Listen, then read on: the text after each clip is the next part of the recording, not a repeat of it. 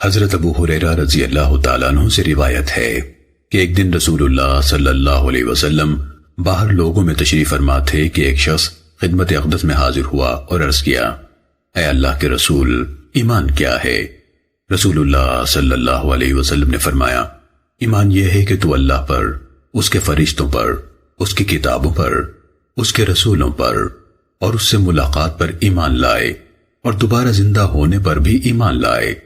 اس نے کہا، اے اللہ کے رسول، اسلام کیا ہے؟ آپ نے فرمایا، یہ کہ تو اللہ کی عبادت کرے اور اس کے ساتھ کسی کو شریک نہ کرے، فرض نماز قائم کرے، زکوٰۃ ادا کرے اور رمضان کے روزے رکھے۔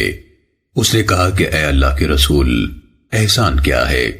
نبی صلی اللہ علیہ وسلم نے فرمایا، تو اللہ کی عبادت اس طرح کرے گویا تو اسے دیکھ رہا ہے، اگر تو اسے نہیں دیکھتا تو وہ تجھے دیکھتا ہے۔ اس نے کہا، اے اللہ کے رسول، قیامت کب آئے گی؟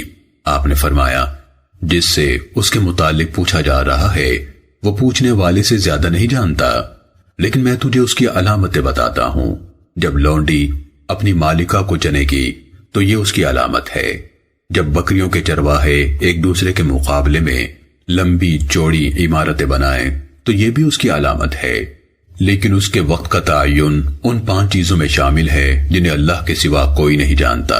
پھر رسول اللہ صلی اللہ علیہ وسلم نے یہ آیت تلاوت فرمائی، ان اللہ عنده علم الساعة وينزل الغیث ويعلم ما في الارحام وما تدری نفس ماذا تکسب غدا وما تدری نفس بأي ارض تموت ان اللہ علیم خبیر۔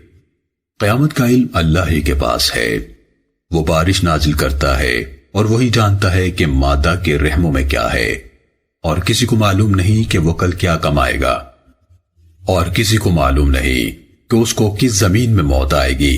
یقیناً اللہ تعالی علم رکھنے والا باخبر ہے۔ سنن ابن ماجہ حدیث نمبر 64۔ حضرت انس بن مالک رضی اللہ تعالیٰ عنہ سے روایت ہے کہ اللہ کے رسول صلی اللہ علیہ وسلم نے فرمایا، تم میں سے کوئی شخص اس وقت تک مومن نہیں ہو سکتا جب تک اپنے مسلمان بھائی کے لیے، یا فرمایا اپنے ہمسائے کے لیے بھی، وہ چیز پسند نہ کرے جو اپنے لیے پسند کرتا ہے۔ سنن ابن ماجہ حدیث نمبر 66۔